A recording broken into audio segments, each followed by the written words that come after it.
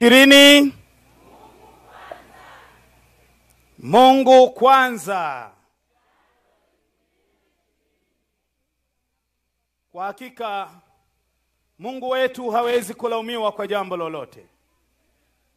Yeye aliyeanzilisha mpango wa familia, wezi ukamlaumu kwa jambo lolote Mungu, isipokuwa sisi wenyewe wanadamu tufike mahala tukijifunza na kuelewa, tutambue ya kwamba baadhi ya mambo yanayotujia au tunapokwama katika masuala ya kiuchumi, Mungu halaumiwi kwa jambo lolote. Nimewarudisha nyuma katika kujifunza kwetu masomo haya ya sayansi ya familia na uchumi, nyuma kabisa kwa mwanzo wa Biblia na mwanzo wa mambo yote. Katika mwanzo huo wa mambo yote tumeona Mungu kabla hajatengeneza au hajaanzisha familia yake ya kwanza, ambao walikuwa ni Adamu na Hawa. Kabla hajawaumba, Mungu ni mwenye mipango, aliweka taratibu zote, akaweka miundombinu yote, akaweka mazingira yote, akarekebisha rasilimali zote ambazo wanadamu watazitumia kwa ajili ya kuendesha na kuendeleza maisha yao wao wenyewe. Siku ya kwanza tuliangalia na siku ya pili tumeshamaliza. Jana tulikuwa tunamalizia siku ya tatu, lakini nataka niongezee kitu kidogo kwenye siku ile ya tatu. Mungu yeye ni mwanasayansi anayejua kila kitu, anayejua miisho ya kila jambo. Kwa sababu siku ya pili Mungu alipotenga yale maji na maji likapatikana anga, na lile anga likajazwa na hewa ile ya uhai ambayo wataitumia wanadamu, wataitumia pia wanyama kwa ajili ya maisha yao. Siku ya tatu wakati Mungu alipokusanya yale maji, nchi kavu ikapatikana hii ambayo mimi na wewe leo tunaishi juu yake. Nchi kavu hii au ardhi ina matumizi mengi sana kwa mwanadamu. Kwa ajili ya maendeleo yako tunajenga juu ya ardhi, tunafanya kila kitu juu ya ardhi. Ukiona mtu fulani anahangaika, yuko juu ya ardhi. Mwingine yuko juu ya ardhi lakini anapata shida, yuko juu ya ardhi, wakati ardhi hiyo ni rasilimali ambayo angeliweza kuitumia. Hivi juzi Dokta alipokuwa anaeleza lile somo la uumbaji, akazungumzia habari za mfinyanzi, akaletwa bibi mmoja mahali hapa. Ulimuona yule bibi anaitumia ardhi. Yule bibi anajua kuchanganua kwamba kwenye udongo kuna kichanga, kwenye udongo kuna ardhi ya mbuga yenye rutuba nyeusi, kwenye udongo kuna ardhi ya mfinyanzi, kwenye udongo kuna ardhi yenye mawe na yenyewe ina matumizi yake, ina maana yake. Utachukua molam, utaweka barabarani, utashindilia na lile barabara utapita vizuri. Hakuna aina yoyote ya ardhi ambayo haina maana. Kwa hiyo huwezi ukamlaumu Mungu kwa yale aliyoyatengeneza, isipokuwa wewe tu. Yule mama anajua ardhi ya mfinyanzi, udongo huo, kwamba ukiuponda anauchekecha, anachanganya na maji, anatengeneza viungu. Vile viungu baada ya muda anauza.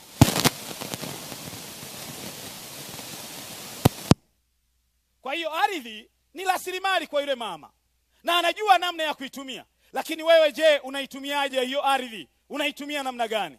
Mungu alipootesha ile mimea alikuwa na maana kubwa sana. Ukiwauliza wataalamu leo wanasayansi, watakwambia huu mti wakati wa mchana unavuta hewa chafu inayotumika, halafu wenyewe unatoa hewa safi. Kwa hiyo miti yote yenye green hii ya kijani unayoiona kila mahali ni viwanda ambavyo Mungu alivitengeneza viendelee kuzalisha hewa safi, oksijeni, kwa ajili ya matumizi ya wanyama na wanadamu. Hebu sema amina kwa huyo Mungu.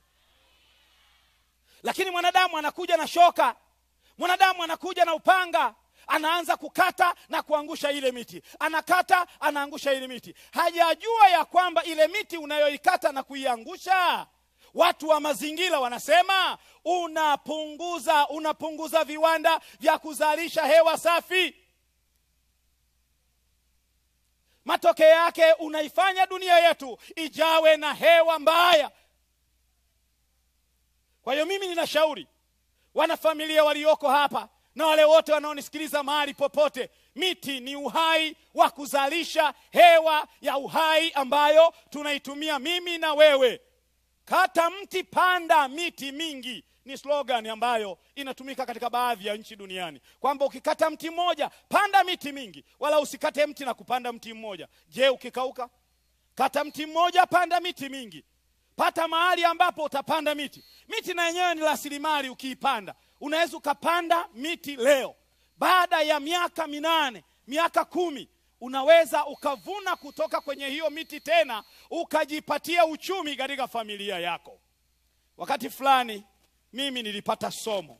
Unajua kuna masomo mengine unajifunza wewe mwenyewe kwa kuangalia watu wengine.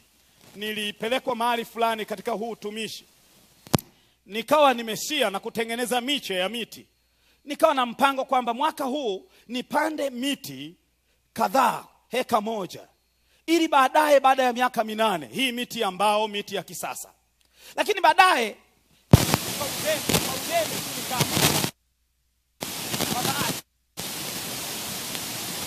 akaja mtu mmoja pale nyumbani kwangu, akaniuliza, unaweza kutupatia? Bali nikamwambia naweza nikakugawia, kwa sababu mimi nimeahirisha kupanda.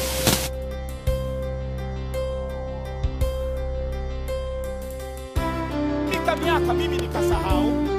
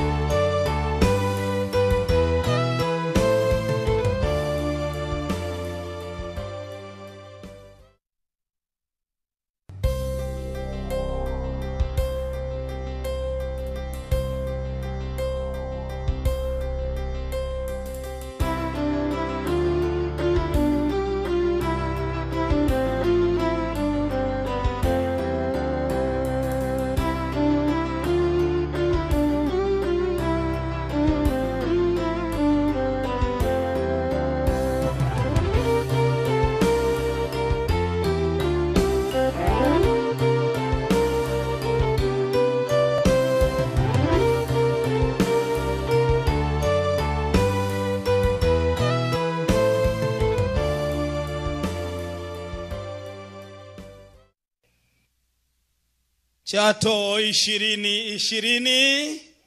Mungu kwanza. Bwana awabariki sana. Nilikuwa nazungumzia kisa kifupi tu kilichonikuta katika maisha yangu. Yule bwana aliponiomba zile mbegu za miche ya miti nikampatia, akaenda akapanda. Mimi nikasahau. Ikapita miaka 8. Ilipopita miaka 8 nimeenda masomoni, nimerudi, wananiambia yule fulani aliyekuwa rafiki yako uliyempatia miche wakati fulani, mwaka huu amefanya kuchagua miti kwenye shamba lake, amepasua mbao na sasa amenunua gari fulani zuri sana la cruiser, ndilo analotembelea. Unajisikiaje kama ni wewe? Nikaitika amina kama ulivyoitika, lakini nikasikia kama hasira fulani zinakuja kwamba kwa nini mimi sikupanda, kwa nini sikufanya hivyo, kwa nini sikufanya hivyo. Mwaka huo ndipo nikanunua hekari 10 na kuzipanda mara moja kwa hasira zote. Haleluya. Unapofanya hivyo, unaunga mkono uumbaji wa Mungu. Unasapoti mazingira, uumbaji wa Mungu. Mahali ambapo miti imekatwa, imeanguka, wewe unaipanda. Unaonekana mwanafamilia anayeunga mkono na kusapoti kazi ya Mungu ya mwanzo. Lakini unasapoti hewa ya uhai kwa viumbe wengine na kwako pia. Sasa unakuta kuna watu duniani tunapenda kuishi maisha ya uzembe, maisha tu ya uvivu, maisha ambayo mtu hata hauoni kwamba kesho itakuwaje. Mwingine anaona nikipanda mti leo, je, nitausubiri huo mti mpaka nile matunda yake? Usitegemee kila mti utakaopanda utakula matunda yake. Hata usipokula wewe leo matunda yake, ni kwa ajili ya jamii na wale wengine wanaokuja baadaye.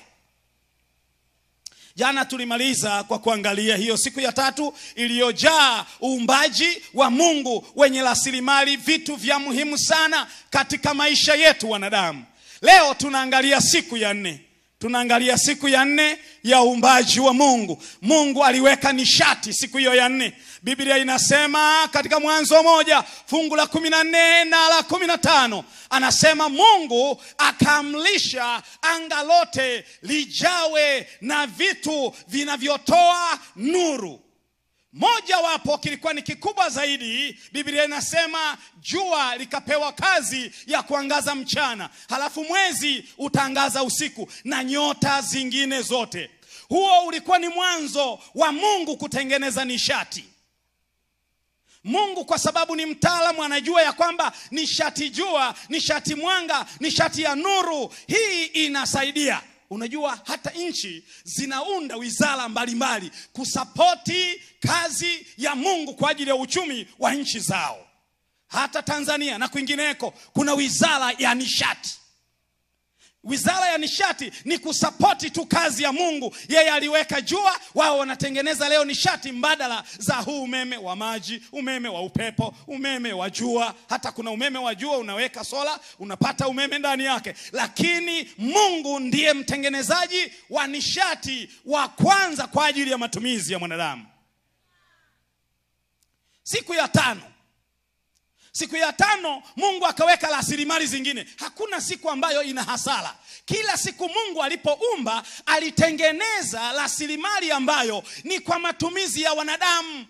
Kabla ya wanadamu, familia hii haijawepo, Mungu aliwekea misingi yake. Siku ya 5 Biblia inasema Mungu akasema hayo maji na yajawe na viumbe hai wengi. Tena anasema kwa jinsi yake, na kweli ni kwa jinsi zao. Kuna mengine ni marefu, mengine yana ndevu. Kuna samaki fulani, sijui kama wapo na katika nchi zingine, lakini katika nchi zetu za ukanda wa Afrika kuna samaki wa ajabu sana, wanateleza, wana ndevu. Kakizaliwa kadogo kana ndevu, kama mama samaki kana ndevu, baba samaki ana ndevu. Wale samaki ni aina yake fulani, hawaliwi. Mungu akatengeneza vitu fulani vinavyoliwa na visivyoliwa, vikajaa ndani ya maji. Hiyo ilikuwa ni rasilimali, mwanadamu akapewa avitawale. Lakini siku hiyo ya 5 Mungu akasema hili anga na lijawe na ndege wa kila namna, ndege wa kila aina. wawe wanakutisha, wengine unawaogopa, wengine unawapenda, wengine huwapendi. Zote hizo ni rasilimali ambazo Mungu alizitengeneza siku ya 5. Najua unampenda kuku. Najua unapenda kuku kwa sababu unakula kuku. Wengi wao wanatumia kuku, hata kama sio wote. Hata kama wewe hautumii, wengine wanatumia kuku. Zipo kanga, wapo kwale, wapo bata mzinga. Leo hii Waswahili wengine wanasema alikuwa anakula bata yule. Ni ndege mwenye thamani kubwa. Mmoja anauzwa 500,000, 600,000 mpaka milioni 1 yule mkubwa zaidi.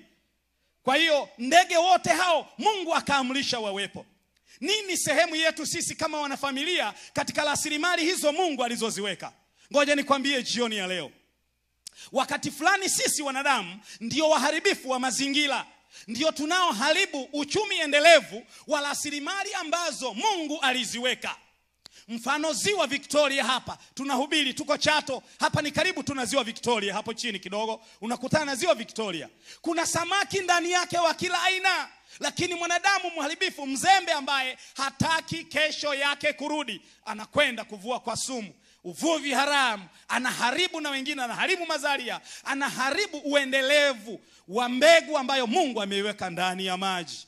Lakini kadhalika hata ndege tunawaharibu, hatuwafugi wala kuwaendeleza. Ukitaka familia yako iwe na uchumi mzuri katika mazingira ya nyumba yako, usikose banda, weka kuku, weka kitu chochote ambacho kitakusaidia. Utapata mayai, weka dimbwi dogo, weka samaki, fuga ili huyu mama apate samaki hapo karibu. Bwana awabariki sana. Naendelea kuwakaribisha katika kukagua rasilimali za Mungu kwa ajili ya uchumi wetu sisi wanadamu na uchumi wa dunia nzima. Bwana awabariki sana. Ni watakie ibada njema na hotuba zinazokuja. Simameni tuweze kuomba. Baba yetu mwema, tumeangalia uwezo wako wa ajabu katika nishati. Uliweka nishati kuu jua. Jina lako litukuzwe sana. Lakini uliweka pia, ukaweka ndege wa angani na samaki wa majini. Leo hii kuna watu wanafuga na kuendeleza. Wabariki, tunawatumia. Ni uchumi. Tubariki Mungu katika mikutano yetu. Bariki masomo yaliyoko mbele yetu. Kuwa pamoja nasi, tunaomba kwa jina la Yesu, amen.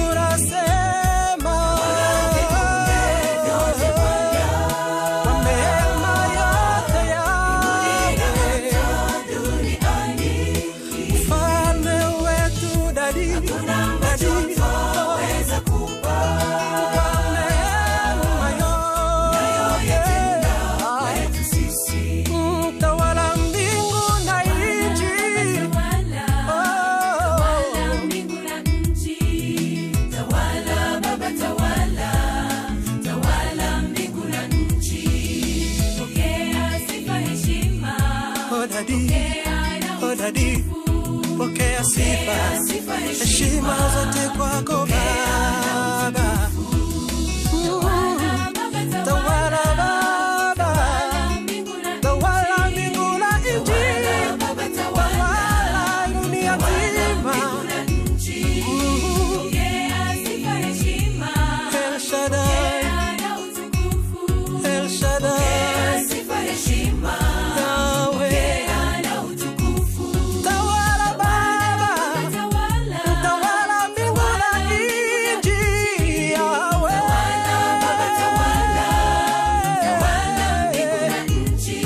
Yahweh, Yahweh, Yahweh, pokea sifa heshima, Muumbaji wa mbingu na nchi. Daddy, daddy, daddy, oh, pokea sifa heshima, kwani wewe unastahili.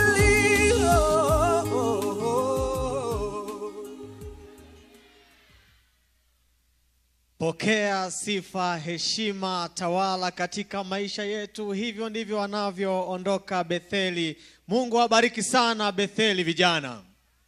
Sifa na heshima zote ni kwake Mungu Mwenyezi aliye juu. Chato 2020. Mungu kwanza. Chato 2020. Mungu kwanza. Tuwashukuru sana Sumva SDA, wanasema zaidi ya watu 42 wapo tayari kwenye mkutano, wanaendelea kusikiliza. Tuwashukuru pia Tukasa KCMC Moshi Arusha, wanasema zaidi ya watu 57 wanahudhuria katika mikutano. Ya, huyu anaitwa Mgovano, anasema kutoka kule Bungu wilayani Kibiti, katika stendi ya mabasi pale Bungu watu zaidi ya 70 mpaka 120 wanaendelea kufika na kubarikiwa na vipindi hivi. Kanisa la Sikonge SDA Tabora lina vituo vitatu ambavyo ni Kisanga, Kadondoli pamoja na Sikonge. Anasema Sikonge wanahudhuria watu 140, lakini pia Kadondoli wanahudhuria 15, Kisanga watu 36 kwa siku. Ya, pale Msimbazi, mtaa wa Msimbazi, anaitwa mchungaji Mguruta, anasema ya kwamba mtaa wa Msimbazi wana vituo zaidi ya 10, lakini moja ya vituo ambavyo vinafurahisha sana ni vituo vikubwa viwili ambavyo kituo cha Mpepeteka stendi wako watu wa bajaji pale wanahudhuria wengi sana. Mungu aendelee kuwabariki. Lakini kwa Swai anasema wageni wengi zaidi ya 50 wanaendelea kuhudhuria. Mama ntilie wako pale, watu wa bodaboda wakizungukwa na mafundi magari. Mungu aendelee kuwabariki sana hapo kwa Swai. Katika wakati huu basi niendelee kualika, endeleeni kufuatilia vipindi ambavyo vinaruka mubashara kabisa kutoka hapa Chato. Na sasa kwa muda huu ni waalike kwaya ambayo inafika hapa mbele kwa ajili ya wimbo, na baada ya hapo nitaendelea kukujuza kitu ambacho kinafuata. Mungu akubariki sana.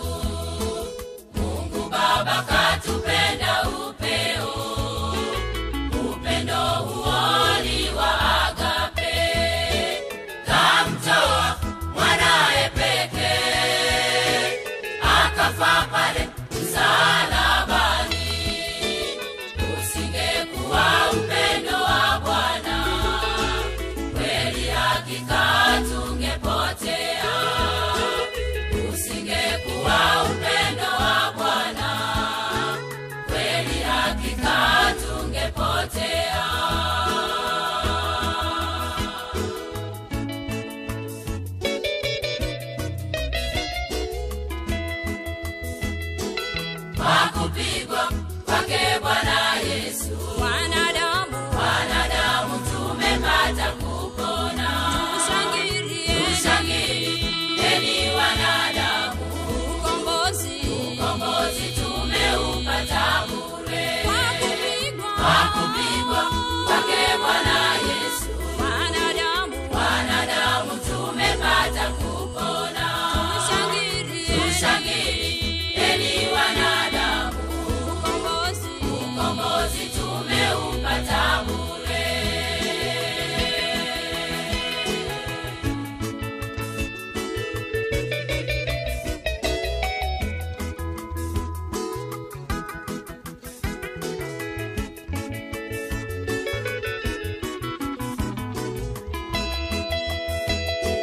Anguko hili la wanadamu kweli lilizihuzunisha mbingu. Mbingu zilikaa kimya kitambo, zikifikiria ukombozi. Ndipo Yesu kwa huruma zake akasema, mimi nitakwenda nikawaokoe wanadamu wote waupate ukombozi. Nikawaokoe wanadamu wote waupate ukombozi.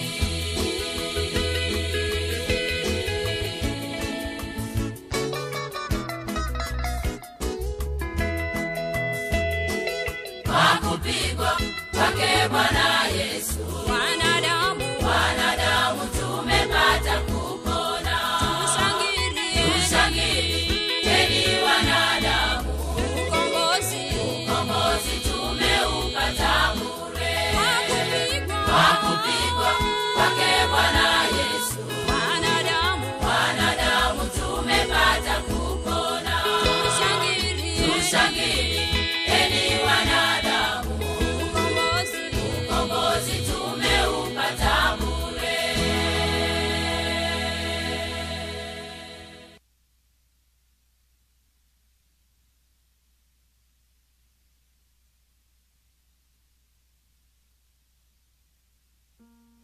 Fred, are you around? So I will start.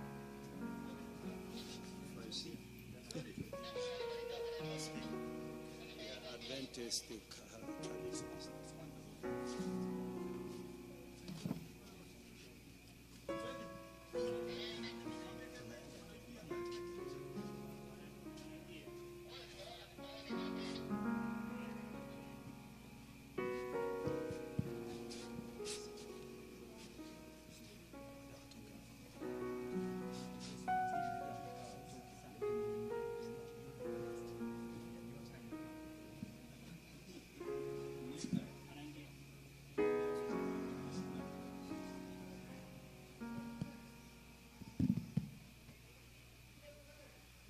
Chato 2020. Jamani mnaniangusha. Chato 2020. Tunamshukuru Mungu sana kwa jinsi ambavyo ameendelea kuwa mwaminifu na mwema kwetu. Ninaelewa ya kwamba watu wanafuatilia huko kwenye vituo vyao. Na kwa hivyo kilicho mbele yetu sasa ni utambulisho.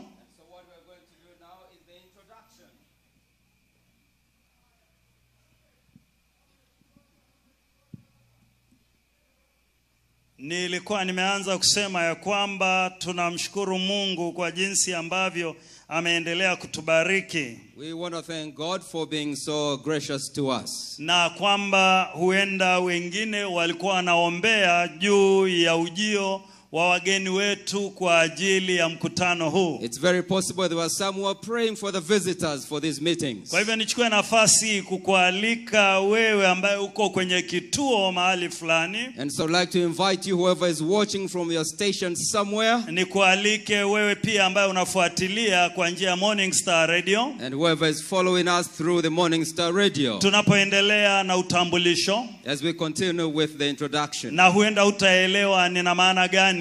And probably you'll not understand what I mean. Lakini ukweli ni kwamba tumekuwa tukiombea kwamba Mungu awalete wageni wetu, na hasa mhubiri mkuu wa mikutano yetu hii ya Chato 2020. But the fact remains that we've been praying that God will bring a special or main speaker for these meetings, Chato Na 2020. Mungu amekuwa mwaminifu, maana mgeni wetu mhubiri mkuu na timu yake wamefika na wako tayari kutuhudumia kwa kadri ya kila mmoja kwa nafasi yake. And God has been so good, and our guest speaker and his team have arrived and ready to serve us, each one of them Na according to their hivyo capacities. ninachukua nafasi hii kuwatambulisha. And so I'd like to take this opportunity to introduce them to you. Wa kwanza naye mtambulisha ni Fredi Maposa. The first one is Fred Maposa. Ninaomba aweze kufika na aweze. Fred Maubisa ni mkurugenzi wa kituo chetu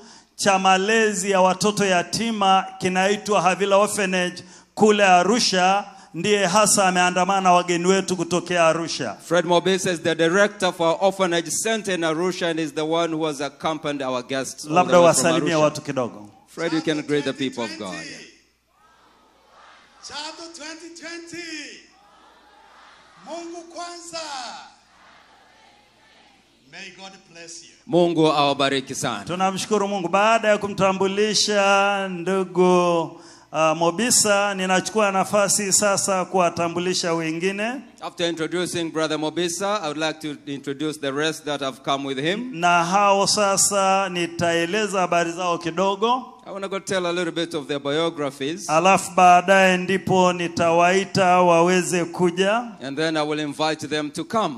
Na nina maana ya rafiki yetu anayejulikana kama Frezia na mke wake anajulikana kama Virginia.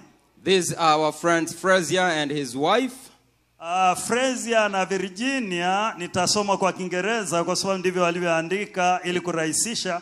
Frezia and Virginia Mattis are founders and directors of Global Vessels Company. Frazier na mke wake Virginia ni waanzilishi wa chama kinachoitwa Global Founders. They have dedicated their lives to help others who are in need. Wametoa muda wao kusaidia ulimwengu na hasa wale walio wahitaji. They have built churches in Ghana as well as a library. Wamejenga makanisa kule Ghana pia na maktaba and girls dormitory. Na mabweni ya wasichana. They built an extension to the clinic at the SDA University of Arusha. Wamejenga ongezeko la kliniki kule chuo kikuu cha Wasabato kule Arusha. Jamani, amsemi amina hata hilo. Jamani. Presently they have been building built new lives for orphans in Usa River, Tanzania. Kwa sasa wamejenga kituo cha watoto yatima pale Usa River, Arusha, Their Tanzania. goal is to help equip these children in Havila Children Home to be future dedicated leaders. Lengo lao ni kuwasaidia hawa watoto waweze kufaa kuwa viongozi wa baadaye in Tanzania and to lead them to Jesus Christ. Hapa Tanzania na kuwaongoza kwa Yesu Kristo. Their motto is to bless and to be blessed. Motto wao unasema kubariki na kubarikiwa. Ninaomba sasa niwakaribishe rafiki zetu Frezia na Virginia. Let me now invite Frazier and his wife to come. And as a matter of fact, they are the ones who brought our speaker all the way from US. Na hawa ndio wametuletea mgeni wetu kutoka kule Marekani. And I should say they are the ones who connected us with the preacher. Hawa ndio waliotuunganisha na huyu mnenaji mkuu. So you are so much welcome. You are most welcome to Chato. Welcome to Tanzania. Mnakaribishwa sana Chato, mnakaribishwa sana Tanzania. Would you like to say something? Ungependa kusema kitu?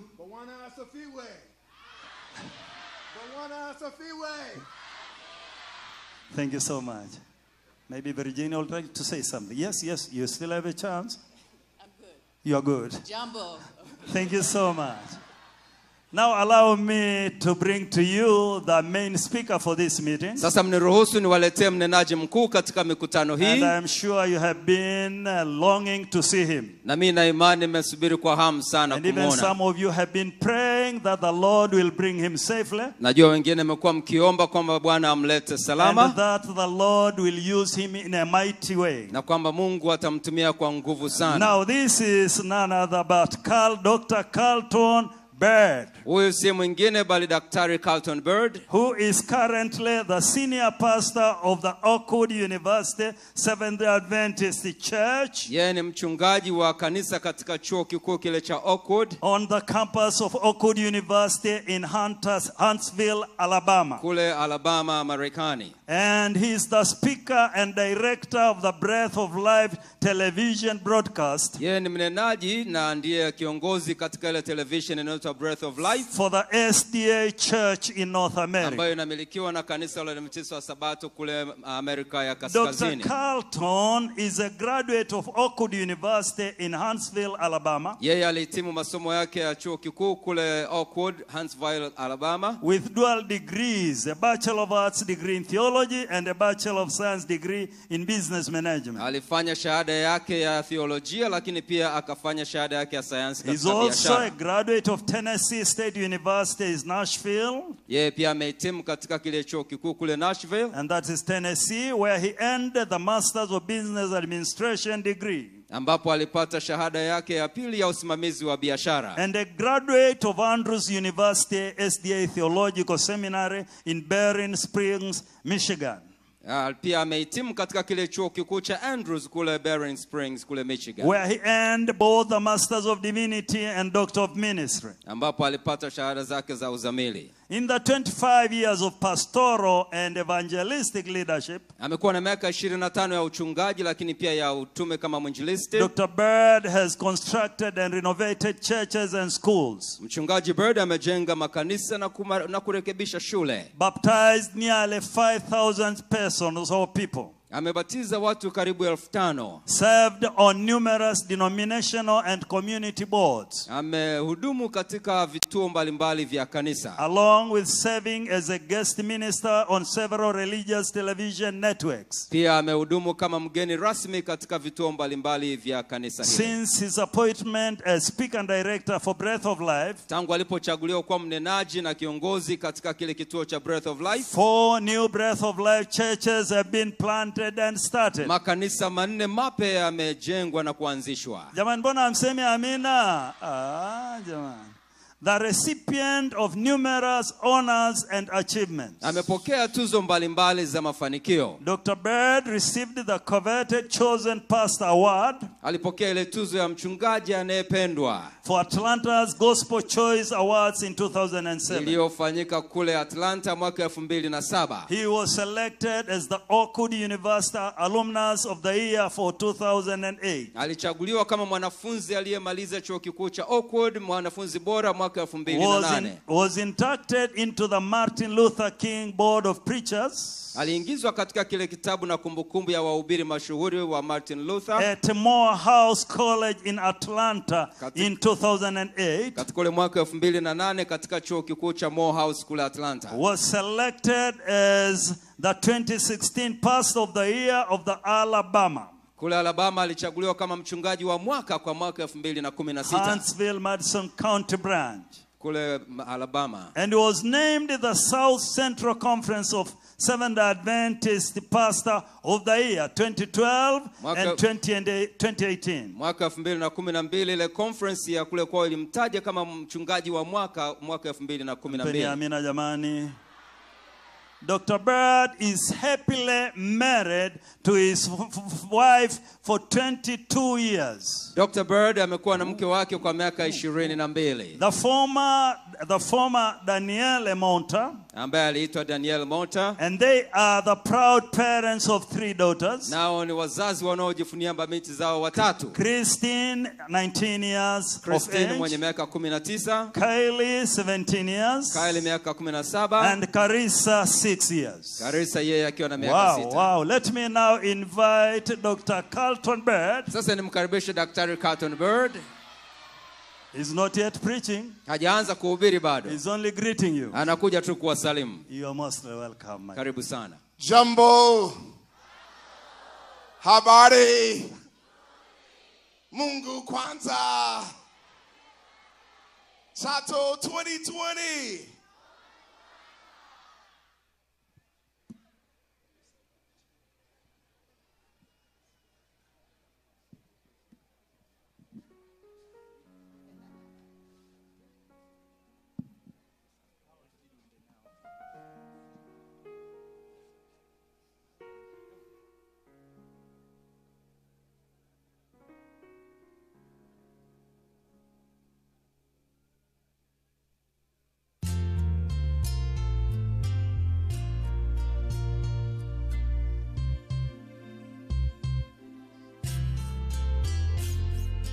Mungu wa kwanza maishani mwetu, awe wa kwanza kwa jirani pia, afanye wa kwanza. Mungu kwanza, awe wa kwanza katika nyakati zote. Mungu wa kwanza nyumbani, shuleni, awe wa kwanza katika shughuli zetu, mfanye wa kwanza. Mungu kwanza, awe wa kwanza. Mungu wa kwanza, Mungu wa kwanza maishani mwetu, awe wa kwanza kwa jirani pia, afanye wa kwanza. Mungu kwanza, awe wa kwanza kwa akina mama wote. Mungu wa kwanza kwa akina baba, awe wa kwanza. Kaka dada, kumbukeni, Mungu wa kwanza. Mungu kwanza, awe wa kwanza. Mungu wa kwanza, Mungu wa kwanza maishani mwetu, awe wa kwanza kwa jirani pia, afanye wa kwanza. Mungu kwanza, awe wa kwanza. Neno tamu la Injili, Mungu wa kwanza linatuokoa. Mungu wa kwanza ndio kimbilio letu. Mungu wa kwanza, Mungu kwanza, awe wa kwanza. Mungu wa kwanza, Mungu wa kwanza maishani mwetu, awe wa kwanza kwa jirani pia, afanye wa kwanza. Mungu kwanza, awe wa kwanza. Mungu kwanza, awe wa kwanza. Mungu kwanza, awe wa kwanza.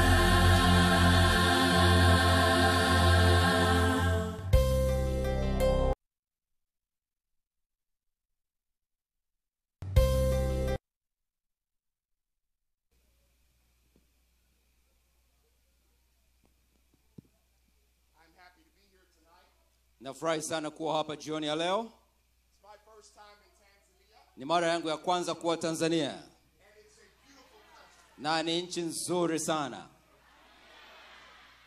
been to South Africa, Nimefika Afrika Kusini, Zambia, nimekwenda Zambia, Zimbabwe, nimefika Zimbabwe, Kenya, nimefika Kenya, but I'm now in na Tanzania. sasa niko Tanzania. I look forward to preaching each and every night, Ninatazamia kuhubiri kila jioni, and I want you to be praying na nahitaji mwe mkiomba for the outpouring of God's Spirit. ili roho wa Mungu aweze kumwagwa. Now, I came all this way to preach the gospel. Nimesafiri kutoka kote huko kuja kuhubiri injili. So I'm going to get excited. Na kwa hiyo nitasisimuka. I'm going to clap my hands. Nitapiga makofi. I'm going to stomp my foot. Nitakanyaga jukwaa. And Pastor Kanyanga better do that too. Nitajitahidi Pastor Kuyenga na inabidi afanye hivyo hivyo. Let's practice. Clap that hand. Hebu tupige makofi. Stomp that foot. Kanyaga kidogo. Amen. Amen. Amen. All right, we're ready. I want to thank Tuko tayari, siogopi. Pastor Lekandayo. Yeah, Lekandayo Mchungaji Lekundayo, for his hospitality namshukuru sana kwa ukarimu wake and all the team na timu yote for their hospitality. kwa ukarimu wenu. I have been eating well. Nimekuwa nikila vizuri. I told my wife I'm going to get bigger. Nimemwambia mke wangu kitambi kitaongezeka kidogo. But I have to eat well. Na ni lazima nile vizuri. Amen. Amina.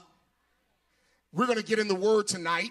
Tutaingia katika neno la Mungu jioni ya leo. We're going to talk about salvation in Jesus Christ. Tutazungumzia wokovu katika Yesu Kristo. Let us pray.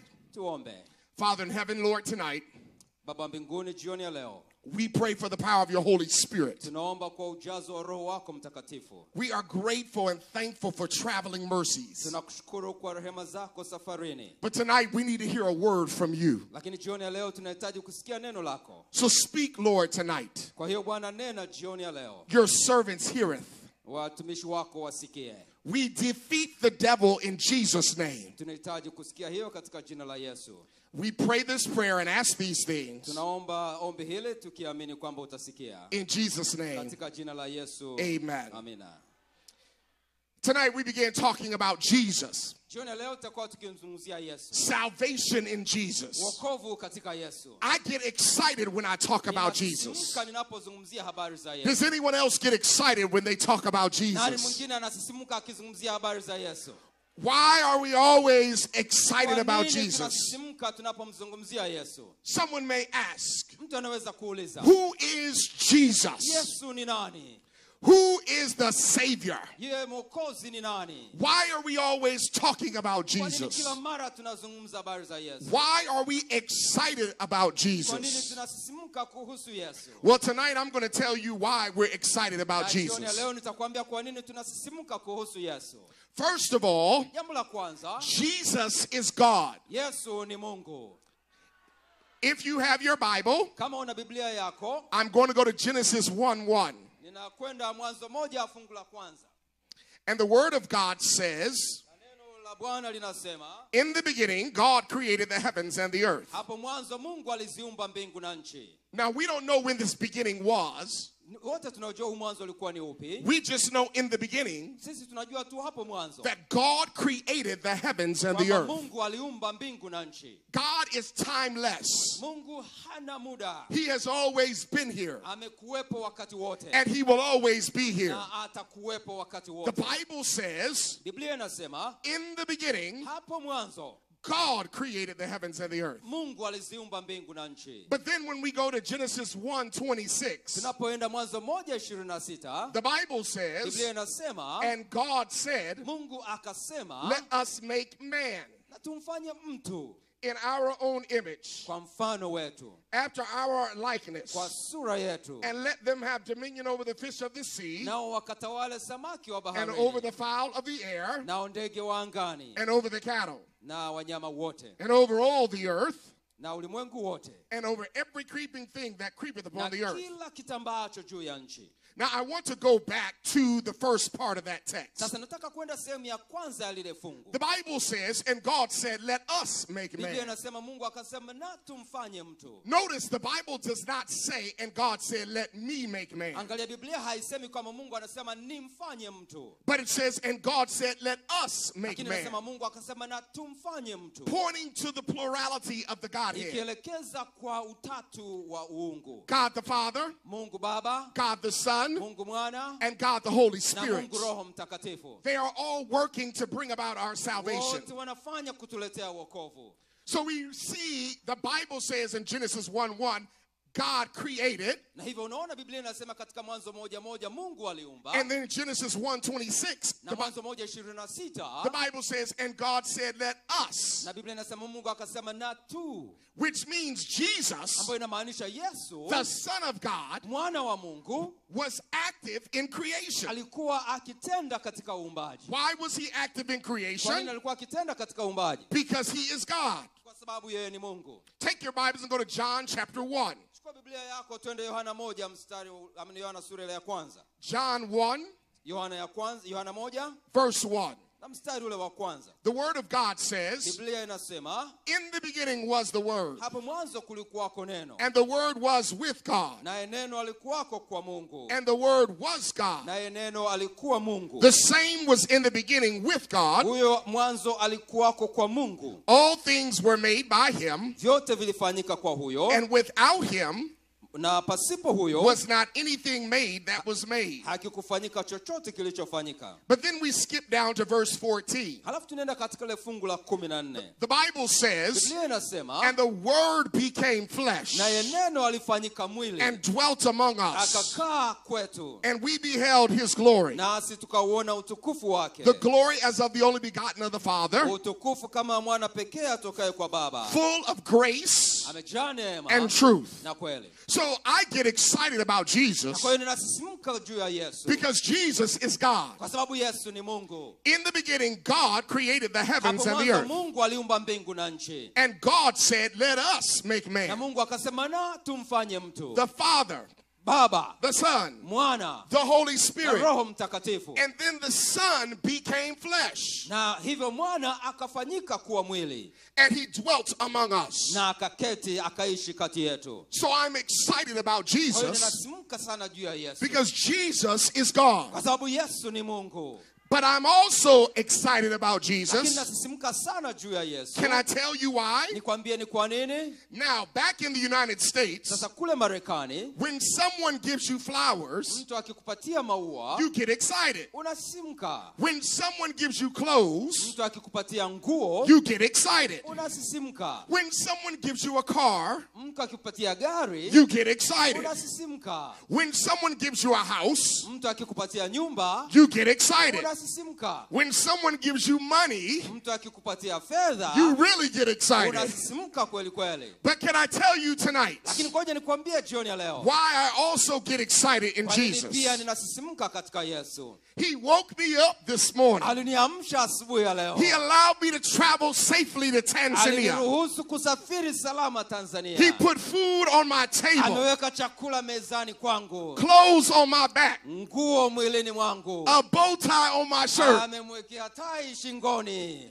I'm excited about Jesus. Ninasisimka kuhusu Yesu. But can I tell you why else I'm excited about it? Nikwambie tena kwa nini nasisimka sana. Jesus died for my sins. Yesu alikufa kwa ajili ya dhambi zangu. Jesus saved my soul. Yesu aliokoa nafsi yangu. Jesus died for me. Yesu alikufa kwa ajili yangu. Tonight I thank God for his blood. Jioni ya leo namshukuru Mungu kwa damu yake. I know it was his blood for me. Najua ilikuwa ni damu yake kwa ajili yangu. You see, we're sinners. Unajua sisi ni wenye dhambi. All of us are sinners. Wote tu wa dhambi. I'm a sinner. Mimi ni mdhambi. The pastor is a sinner. Mchungaji ni mdhambi. You are sinners. Wewe ni mdhambi. We all have sinned. Wote tumetenda So dhambi. I don't care how good you think you are. Una kwa hiyo sijali unawaza au kufikiri wewe ni mzuri kiasi gani. All of us have sinned and come short of the glory of Wote God. tumetenda dhambi na kupungukiwa utukufu wa Mungu. But every sinner needs a savior. Lakini kila mdhambi anahitaji mwokozi. And his name is Na Jesus. jina lake ni Yesu.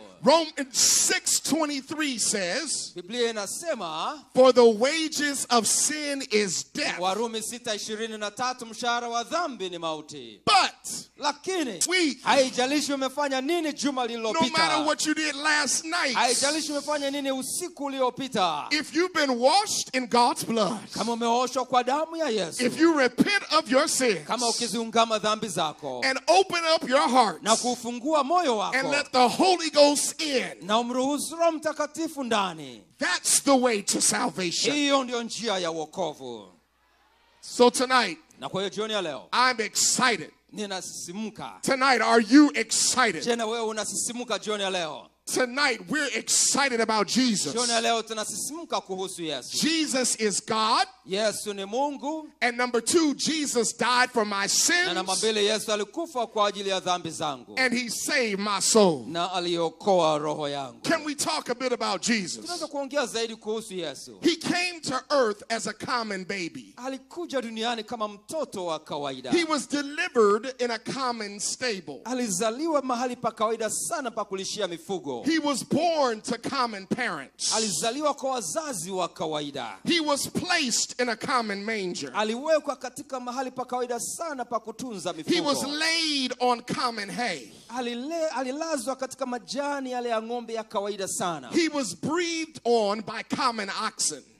Alilelewa katika mfumo tu wa kawaida wa kupumua. He was reared a common carpenter. Alilelewa na yule mwanaseremala wa kawaida. He associated with common fishermen. Alishirikiana na wavuvi wa kawaida. He ate with common sinners. Alikula na wadhambi wa kawaida. He preached from a common boat. Alihubiri kutoka kwa mtumbwi wa kawaida. He rode a common mule. Alipanda yule mwanapunda wa kawaida. He was tried for a common crime. Alijaribiwa au kushtakiwa kwa kosa la kawaida. As if he were a common criminal. Kana kwamba ni mkosaji wa kawaida. He died a common death. Alikufa kifo cha kawaida. He was placed in a common grave. Alilazwa katika kaburi la kawaida. But one day, lakini siku moja, I say one day, lakini kitu kingine ni nini? Jesus rose from that grave. Yesu alifufuka kutoka katika kaburi. And he's able to give us power. Na ana nguvu nyingi. Salvation.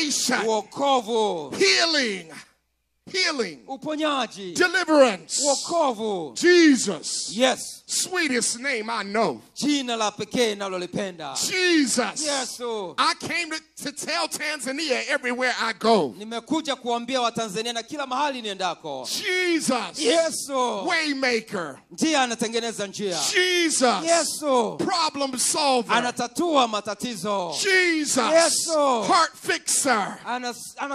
Anatibu mioyo. Jesus. Yesu. Bill payer. Analipa madeni. Jesus. Yesu. Marriage savior. Anaokoa ndoa. Jesus. Yesu. Child protector. Analinda watoto. Jesus. Yesu. Lily of the valley. Yeye ni waridi la bondeni. Jesus. Yesu. Rose of Sharon. Yeye ni ua la uwandani. Jesus. Yesu. Fairest of 10,000. Yeye anapendeza kwa makumi elfu. Jesus. Yesu. My provider. Yeye ni mtoaji kwangu. Jesus. Yesu. My healer. Ni mponyaji wangu. Jesus. Yesu. My banner. Ni ngao yangu. Jesus. Yesu. My peace. Ni amani yangu. Jesus. Yesu. My savior. Ni mwokozi wangu. Tonight, can we talk about Jesus? Jioni leo tunaweza kumzungumzia Yesu. Tonight, can we get excited about Jioni leo Jesus? tunaweza kusisimka kuhusu Yesu. Jesus healed the brokenhearted. Yesu aliwaponya waliovunjika mioyo. He set the captive free. Aliwaweka huru He waliofungwa. made the lame to walk again. Aliwafanya viwete kutembea. And caused the blind to na see. aliwafanya vipofu waweze kuona. Jesus is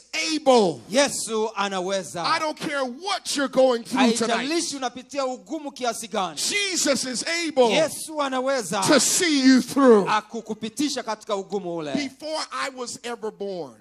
Kabla sijazaliwa. Before you were ever born. Kabla sijazaliwa. Before my mama was born. Kabla mama yangu hajazaliwa. Before my daddy was born. Kabla baba yangu hajazaliwa. Before the foundation of the world. Kabla misingi ya ulimwengu. Before Adam and Eve. Kabla ya Adam na Hawa. God had a plan of salvation in place. Mungu alikuwa na mpango wa wokovu mahali pake. That all who have ever been saved. Na kwamba wale wote watakaookolewa. Since the fall of man. Tangu kuanguka kwa mwanadamu. We have all been saved by the blood of Jesus. Wote tumeokolewa kwa damu ya Yesu. Acts 4:12 says. Matendo 4:12 inasema. There is no other name. Hakuna jina jingine. Whereby we can be saved. Ambalo tutaweza kuokolewa kwalo. But the name of Jesus. Isipokuwa jina la Yesu. I can't do it. Siwezi kufanya mwenyewe. He can't do it. Hawezi kufanya mwenyewe. You can't do it. Huwezi kujiokoa. Only Jesus can do it. Ni Yesu pekee anayeweza. In the Old Testament. katika agano la kale, in order to receive forgiveness from sin, ili kuweza kupokea msamaha wa dhambi, the people had to go to the Old Testament sanctuary, watu walipaswa kwenda kwenye lile hekalu la agano la kale, and they had to bring a lamb. walipaswa walete mwana kondoo, And that lamb was sinless. na yule mwana kondoo alikuwa asiye na hatia, No blemish on the lamb. asiye na mawaa. And so the sin bearer Na hivyo mbeba dhambi placed his hand on the head of the sin offering, the lamb, aliweka mkono wake juu ya yule mwana kondoo, juu ya kichwa cha yule mwana kondoo, and symbolically, na hiyo ilionyesha sin was transferred from the sin bearer dhambi ilihama kutoka kwa mdhambi to the sin offering. kwenda kwa ile kafara ya dhambi. The throat of the sin offering, the lamb, was slit, Na yule mwana kondoo alichinjwa, and blood came streaming na down. damu ilibubujika, Because in order to receive forgiveness from sin, kwa sababu ili kupokea msamaha wa dhambi there has to be the ni shedding of lazima blood. pawe na damu. But I'm so glad today Lakini nafurahi sana leo that I don't have to get a lamb. kwamba sina haja ya kupata mwana I don't kondoo, have to get a goat. sina haja ya kupata mbuzi, But I can go straight to kwamba Jesus. naweza kwenda moja kwa moja kwa Yesu. I can go boldly to the throne of grace. Ninakwenda kwa ujasiri mbele ya kiti cha I don't rehema. have to confess my sins to another person in a window. Sina haja ya kuungama dhambi zangu kwa mtu mwingine I dirishani. can boldly go to Jesus Ninaweza Christ. kwenda kwa ujasiri mbele za Yesu Kristo. Behold the Lamb of God Tazama mwana kondoo wa Mungu who takes away the sins of the world. aichukuaye dhambi ya ulimwengu. If we confess our Kama sins, tukiziungama dhambi zetu, He is faithful and just yeye ni mwaminifu na wa haki to forgive us of our sins kutusamehe dhambi zetu and cleanse us from all na unrighteousness. kutusafisha na udhalimu wetu Romans wote. 5:8 says Warumi 5:8 inasema that while we were yet sinners, tulipokuwa tukingali wa dhambi, Christ died for us. Kristo alikufa kwa ajili yetu. 2 Corinthians 5:17 says, Wakorintho wa pili 5:17 inasema if any man be in Christ, kama mtu akiwa ndani ya he's a Kristo new creature. ni kiumbe kipya, Old things are passed ya away. kale yamepita, All things become new. yamekuwa mapya. I'm so glad tonight that Jesus loves me. Ninafurahi sana jioni ya leo maana Yesu ananipenda. Are you glad Jesus Je, loves you? unafurahi kwamba Yesu anakupenda? I'm so glad Jesus went to Calvary just for me. Ninafurahi sana Yesu alikwenda Kalvari kwa ajili yangu tu. And I'm so glad Jesus is coming back for me. Na ninafurahi sana kwamba Yesu anarudi kwa ajili yangu. I'm so glad troubles don't last always. Ninafurahi kwamba Yesu anaweza kurekebisha njia I'm zetu. so glad that weeping may endure for a night, Nafurahi kwamba tumepata nafasi ya jioni ya leo. but joy comes in the morning time. Tunaweza kusononeka usiku wa leo, lakini furaha inakuja asubuhi. What can wash away my Nini sins? kinaweza kuziosha dhambi zangu? Nothing but the blood of Sio Jesus. kingine bali damu ya Yesu Kristo. That's why Jesus had to come. Na ndio sababu Yesu alikuja. That's why he hung, bled, and died. Na ndio sababu alikufa. At his first coming, Na hivyo kwa kuja kwake mara ya he kwanza, came as a baby alikuja kama mtoto mchanga to save us of our sins. kutuokoa kutoka katika dhambi zetu. And she shall bring forth a son, Na akazaliwa kama mtoto. and thou shalt call his name Na Jesus, utamwita jina lake Yesu. for he shall save his people from Maana their sins. atawaokoa watu wake kutoka katika dhambi zao. I'm excited about Jesus. Ninafurahi sana kuhusu Yesu. Jesus is God. Yesu ni Mungu. Jesus saved my soul. Yesu aliokoa roho yangu. He came to save me the first time, Alikuja kuniokoa mara ya but kwanza, the second time, lakini mara ya pili he's coming to get me. anakuja kunichukua. John 14:1-3 says, Yohana 14 mstari wa kwanza hadi wa 3 inasema, let not your heart be troubled. msifadhaike mioyoni Ye mwenu. believe in God, believe also in me. Mnamwamini Mungu, niaminini na mimi pia. In my Father's house are many Nyumbani mwa mansions. Baba yangu kuna makao If mengi. it were not so, I would have told you. Kama isingekuwa hivyo ningaliwaambia. I go and prepare a place for you. Maana nakwenda kuandalia mahali. I will come again Nitakuja tena and receive you unto myself, na kuwapokea pale nilipo, that where I am, ili nilipo mimi there ye may be also. nanyi muwepo pale. Thank God for Jesus. Asante Mungu kwa sababu ya Yesu. Thank God for the Lamb. Asante Mungu kwa sababu ya mwana kondoo. Because of the Lamb of God, Kwa sababu ya mwana kondoo wa Mungu. one day Siku moja we're going to be delivered. tutakombolewa. Hallelujah. Hallelujah. there comes a time when you get to know Jesus. kunafika wakati ambapo unamfahamu Yesu. When you get in the presence of God, Unapofika mbele ya uwepo wa you'll Mungu, say, God, unasema my Mungu, clothes don't mean anything. nguo zangu hazina maana My yoyote. money doesn't mean anything. Fedha zangu hazina maana yoyote. My house doesn't mean Nyumba anything. yangu haina maana yoyote. The only thing that matters is your presence. Kitu kilicho na maana ni uwepo Because wako. in your presence, Kwa sababu mbele ya uwepo wako there's fullness of joy. kuna furaha tele. And this joy that I have, Na hii filio nayo the world didn't give it. ulimwengu haukunipatia. And the world can't take it Na away. ulimwengu hauwezi kuichukua. That's why I praise him like I do. Na hivyo ndivyo ninakuwa kama mwehu hivi nilivyo. That's why I get excited like I Na ndio do. maana nasisimka kama ninavyosisimka. That's why I get a little loud like I do. Na ndio maana napiga kelele kama ninavyopiga. If you don't like me getting loud, Kama hutaki nipige kelele, I feel sorry for you. ninakusikitikia. Because when we all get to heaven, Kwa sababu wote tukifika what a mbinguni, day of rejoicing that's itakuwa going to ni be. siku ya furaha kiasi When we gani. all see Jesus, Tutakapomuona Yesu, we're going to sing tutaimba and shout na kupiga kelele the victory. ushindi. So I have to be like David. Kwa hiyo lazima niwe kama I will Daudi. bless the Lord Nitamsifu at Bwana all times. wakati wote, His praise shall continually be in my mouth. na sifa zake zitakaa kinywani The mwangu. Lord is my light Bwana ni nuru and yangu my na salvation. wokovu wangu. Whom shall I fear? Nimwogope nani? Bless the Lord, Bwana atukuzwe, oh my soul, ewe nafsi yangu, and all that is within na me. kila kilicho ndani yangu. Bless his holy name. Bariki jina lake Make a takatifu. joyful noise unto the Lord, Imba nyimbo za sifa mbele za all ye Bwana. lands. Enyi wanadamu wote, Serve the Lord with gladness. mtumikieni Bwana kwa Oh, shangwe. give thanks unto the Lord, Mpatieni Bwana for sifa, he is good. kwa sababu yeye ni mwema. I get excited about Jesus Ninasisimka kuhusu Yesu, because Jesus is God. kwa sababu Yesu ni Mungu. Jesus died for me. Yesu alikufa kwa ajili yangu. Jesus saved my soul. Yesu aliokoa roho yangu. Let me go back to John 1:1. Hebu nirudi Yohana 1 na fungu la The kwanza. Bible Biblia says, inasema in the beginning was the Word, hapo mwanzo kulikuwako neno, and the Word was with God, naye neno alikuwako kwa Mungu, and the Word was God, naye neno alikuwa Mungu, and the Word became flesh, naye neno akafanyika kuwa mwili, which means ambayo inamaanisha the word Jesus neno Yesu is from the beginning. inatoka tangu mwanzo. He is the beginner of the beginning. Yeye ndiye mwanzilishi wa mwanzo. He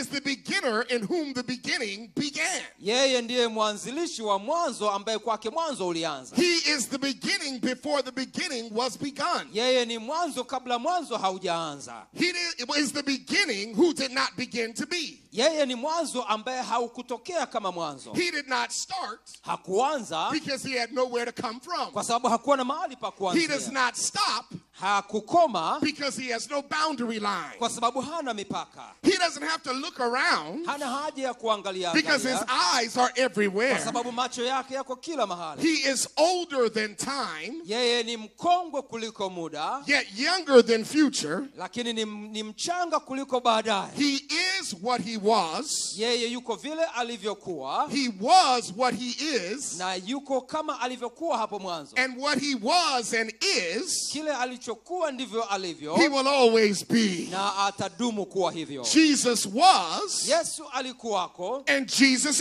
na is. Yesu yupo. Even before Abraham, Hata kabla ya Ibrahimu he said, I am. anasema mimi niko. What do we have here?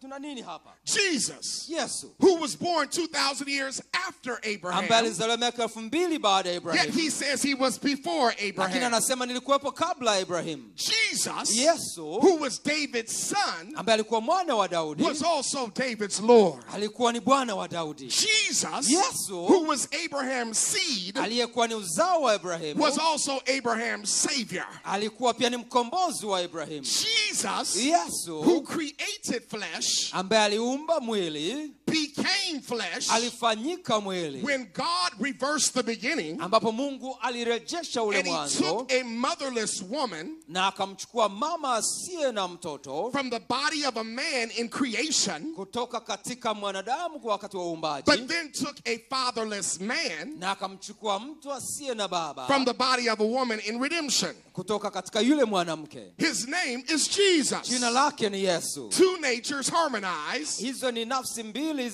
asili mbili zikiwa pamoja, never completely blended.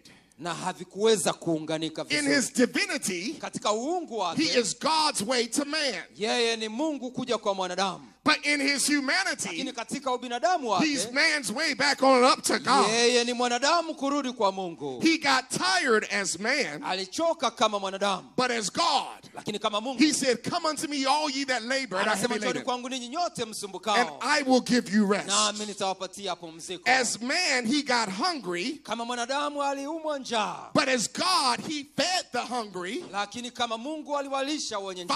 5,000 men, Wanaume au wanadamu 5,000 plus women and children, ukiongeza wanawake na watoto, with 2 fish and 5 loaves of bread. samaki wawili na mikate 5. As man, he prayed, Kama mwanadamu aliomba, but as God, he answered prayer. lakini kama Mungu anajibu maombi. As man, he got thirsty, Kama mtu alipata kiu, but as God, he said, lakini kama Mungu anasema, "Drink of fountains of living waters that shall never run dry." kunywa katika vijito vya maji ya uzima As ambavyo man, havitakauka. he wept at Lazarus' grave, Kama mwanadamu alilia katika kaburi la but as Lazaro, God, he resurrected Lazarus from the lakini grave. kama Mungu alimfufua Lazaro kutoka katika wafu. What a mighty God we Ni serve. Mungu mwenye nguvu kiasi gani I said, tunayemtumikia. what a mighty God we Nasema ni serve. Mungu mwenye nguvu kiasi gani Angels tunayemtumikia. bow before him. Malaika wanasujudu mbele Heaven and zake. earth adore him. Mbingu na nchi zinamtukuza. What a mighty God we serve. Ni Mungu mwenye nguvu kiasi gani tunayemtumikia. Mungu kwanza.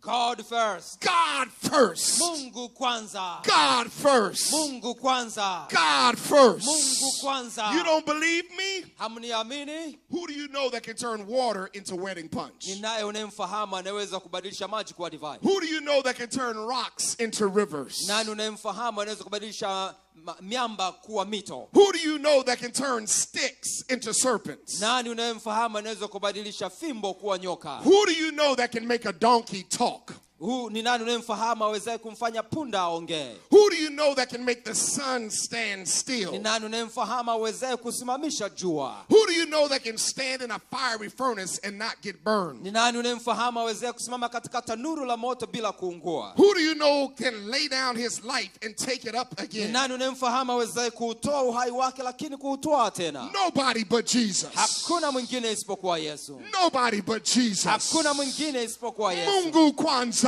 God first. God first. Mungu kwanza.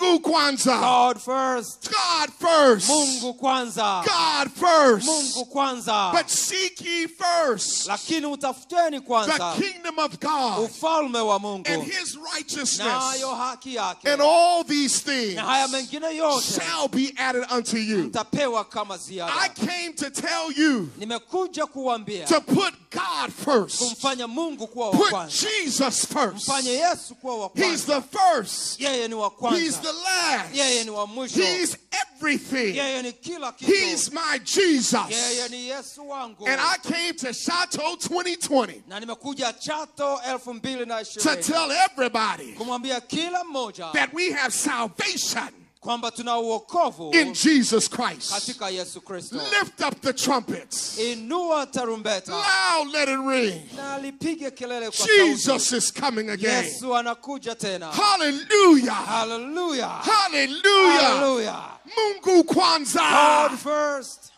You have to get excited about Jesus. Lazima usisimke kuhusu. You've got to tell the world Ni about lazima Jesus. uambie ulimwengu kuhusu. So I Yesu. want to close with a little story. Nitafunga na kisa kidogo. So I was in the United States, Uko kule Marekani in a city called Atlanta, Georgia. katika mji unaoitwa Atlanta, Georgia. Atlanta is a big city. Atlanta ni mji mkubwa. I was pastoring in that city. Nilikuwa mchungaji katika mji ule. And I was driving down the street one day. Na nilikuwa nikiendesha katika mitaa ya mji ule siku moja. And it was a bad neighborhood. Ilikuwa ni ujirani mbaya. I had to lock my doors. Ilibidi nifunge milango ya gari. Because it was a bad neighborhood. Kwa sababu ilikuwa ni ujirani mbaya. But I was driving down the street. Lakini nilikuwa nikiendesha katika mji ule. And I stopped at the traffic, the red light. Na nikasimama katika mataa ya barabara. And I was in my car. Na nilikuwa katika gari I langu. was going to visit church members. Nilikuwa naenda kuwatembelea washiriki. And I had my suit on. Nilikuwa nimevaa suti yangu. My shirt on. Nilikuwa na shati langu. My bow tie on. Na tai yangu. My nice shoes on. Viatu vyangu vizuri. Because the preacher has to look good to Kwa sababu represent mhubiri God. lazima apendeze. Amen. Hallelujah. And so I was in my car. Kwa hivyo nilikuwa ndani ya gari langu. And I was driving there with my hand on the steering wheel. Na nilikuwa nikiendesha nimeushikilia usukani. And I was minding my own Na mimi business. nilikuwa najali shughuli And I zangu. was quiet. Na nilikuwa kimya. And all of a sudden, Na ghafla another car drove up next to me at the red light. gari jingine likaja pembeni yangu hapa katika hizi taa nyekundu. And he had this loud music. Alikuwa amefungulia muziki wa juu sana. It was not Jesus music. Haukuwa muziki wa Yesu. It was rap music. Ilikuwa ni muziki wa rap. That bump, bump, bump music. Muziki ule wa bam bam bam. And it was so loud. Na ulikuwa ukipiga kelele sana, sauti ya juu sana. The ground was reverberating. Ardhi ilikuwa ikitetemeka. The ground was shaking. Ardhi ilikuwa inatetemeka. And the gentleman had a do-rag on his head. He had a hat on his head. Alikuwa amevaa kofia kichwani. He had shades on his eyes. Alikuwa amevaa miwani kichwani. And he put his hand on the steering wheel. Aliweka mkono wake kwenye ile And he usukani. looked over at me. Aliniangalia. And he said, Na akatikisa kichwa. yes. He waved and nodded his head at me. Alitikisa kichwa kwangu. And his music was so loud. Lakini muziki wake ulikuwa wa juu And sana. I said, I'm the man of God. Na nikasema mimi ni mtumishi wa He's Mungu. got to know God is first. Na lazima ajue kwamba Mungu ni wa kwanza. Not his music, but God's music. Sio muziki wake wa ajabu ajabu, lakini muziki wa Mungu. So there was a CD in my passenger seat of my car.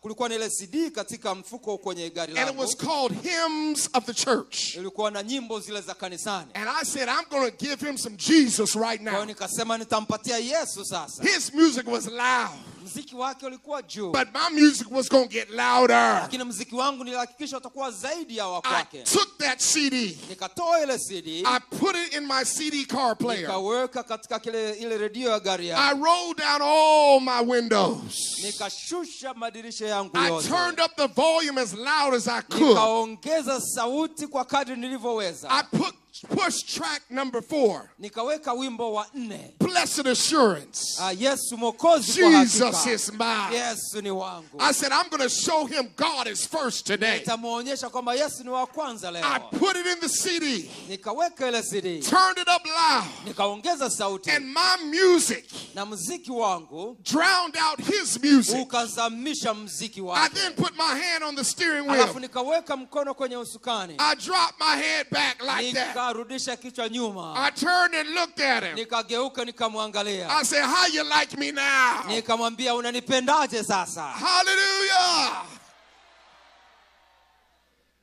God first. Mungu kwanza. Jesus first. Yesu kwanza. Jesus is God. Yesu ni Mungu.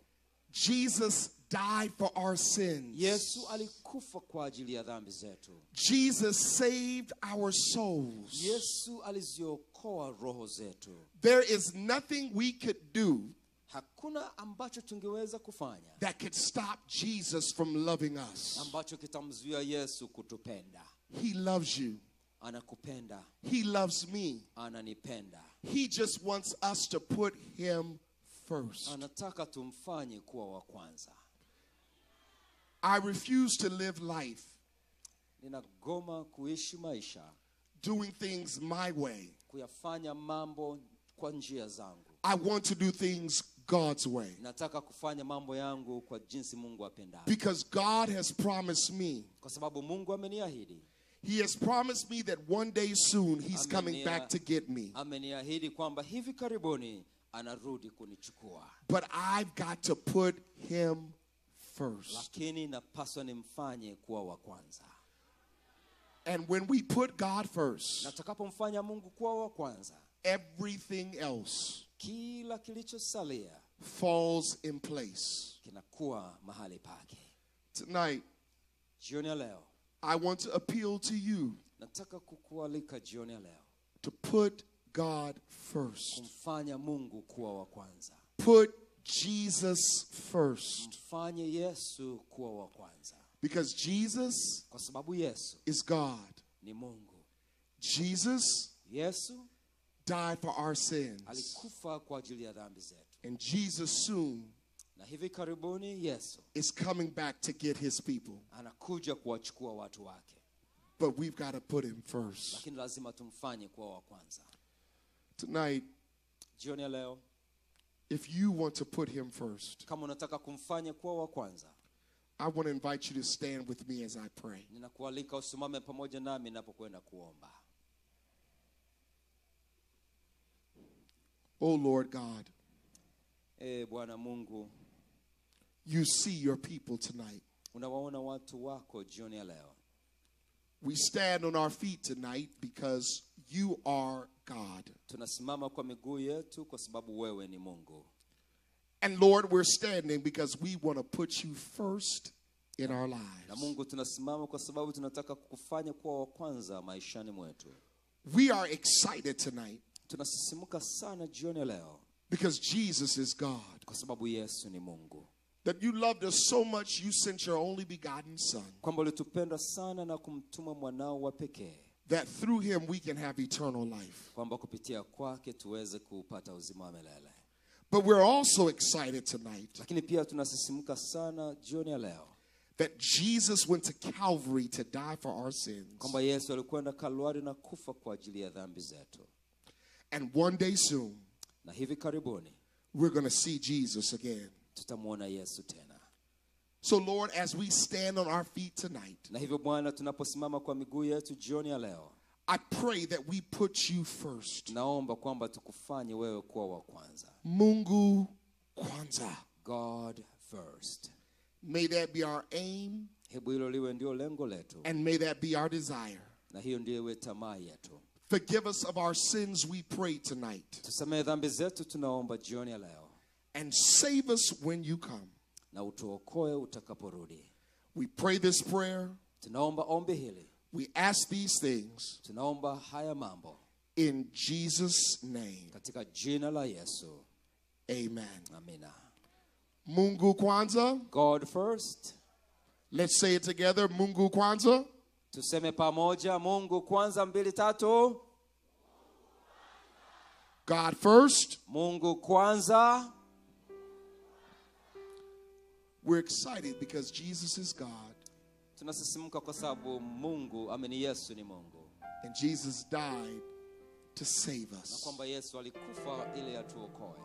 May God bless you Mungu awabariki and may God keep you is my prayer. na Mungu awatunze. Hilo ndilo ombi langu. We have salvation in Jesus Tuna Christ. wokovu ndani ya Yesu. Amen. Amina.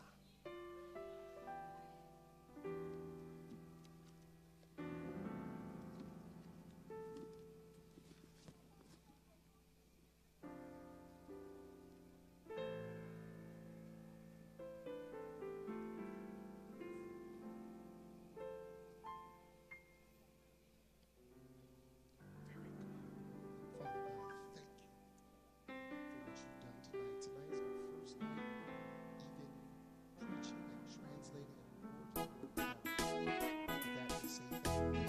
And as we continue to build and we continue to grow, I pray that you will continue to work on the hearts of your people. In Jesus' name, amen. Thank you. Excellent. Excellent. Go.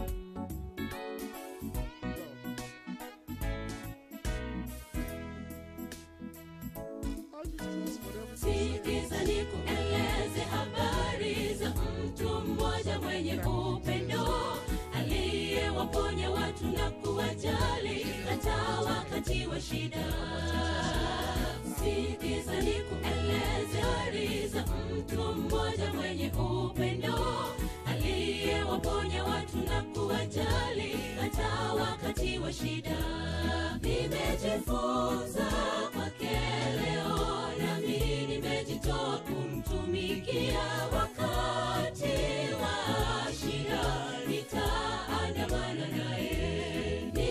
Nimejifunza kwake leo, nami nimejitoa kumtumikia. Wakati wa shida nitaandamana naye. Matendo yake yaonyesha kwamba ananijali, nami nitamfuata kila siku. Matendo yake yaonyesha kwamba ananijali, nami nitamfuata kila siku.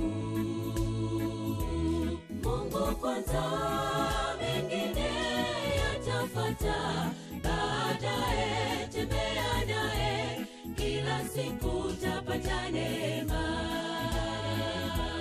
Mungu kwanza, mengine yatafuata baadaye. Tembea naye kila siku, utapata neema.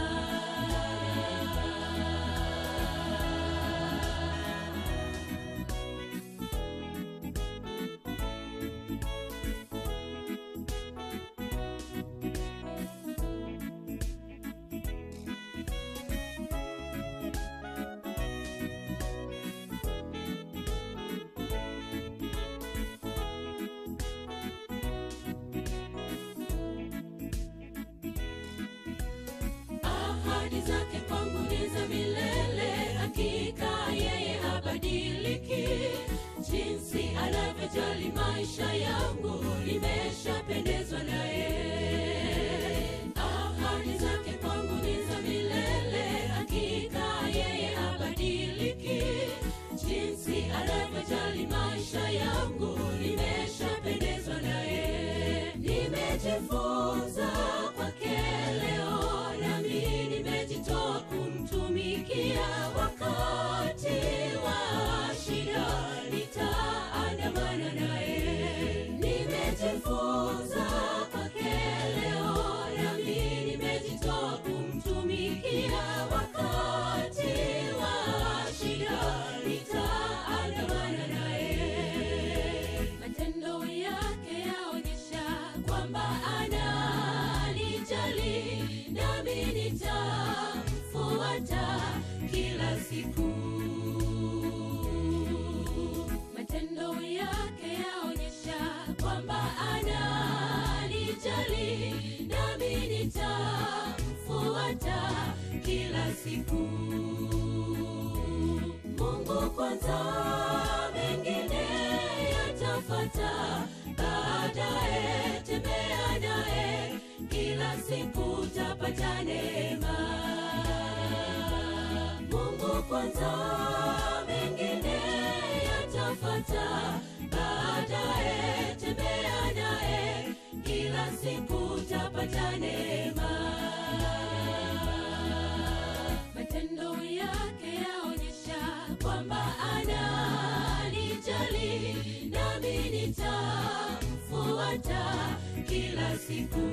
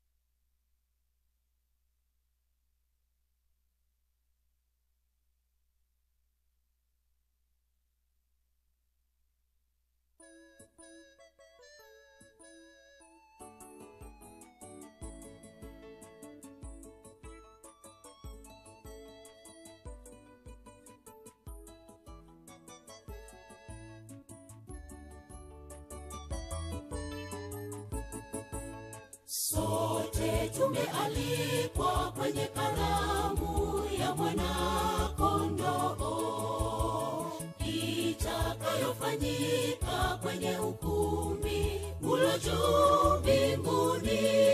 Wapambaji ni malaika wametangulia, wapambaji ni malaika wametangulia. Tutakula kwenye ile meza ndefu ya minono juu mbinguni, tukiwa pamoja na malaika tukiimba ule wimbo mkuu. Tutakula kwenye ile meza ndefu ya minono juu mbinguni, tukiwa pamoja na malaika tukiimba ule wimbo mkuu.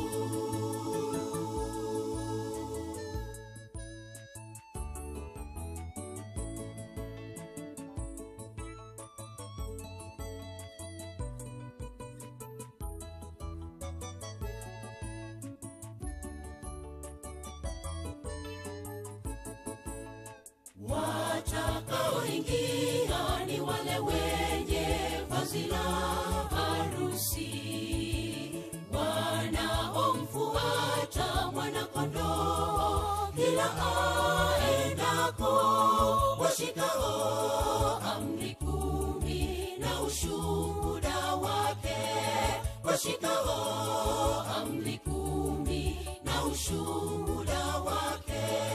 Tutakula kwenye ile meza ndefu ya minono juu mbinguni, tukiwa pamoja na malaika tukiimba ule wimbo mkuu. Tutakula kwenye ile meza ndefu ya minono juu mbinguni, tukiwa pamoja na malaika tukiimba ule wimbo mkuu.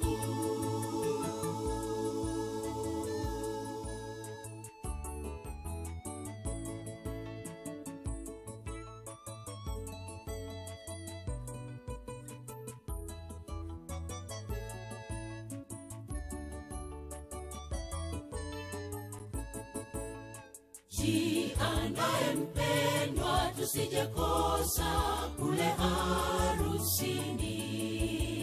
Tabia na matendo yasafishwe kwa damu yake Yesu. Jitahidi tusijekosa raha ya mbinguni, jitahidi tusijekosa raha ya mbinguni. Tutakula kwenye ile meza ndefu ya minono juu mbinguni, tukiwa pamoja na malaika tukiimba ule wimbo mkuu. Tutakula kwenye ile meza ndefu ya minono juu mbinguni, tukiwa pamoja na malaika tukiimba ule wimbo mkuu. Tutakula kwenye ile meza ndefu ya minono juu mbinguni,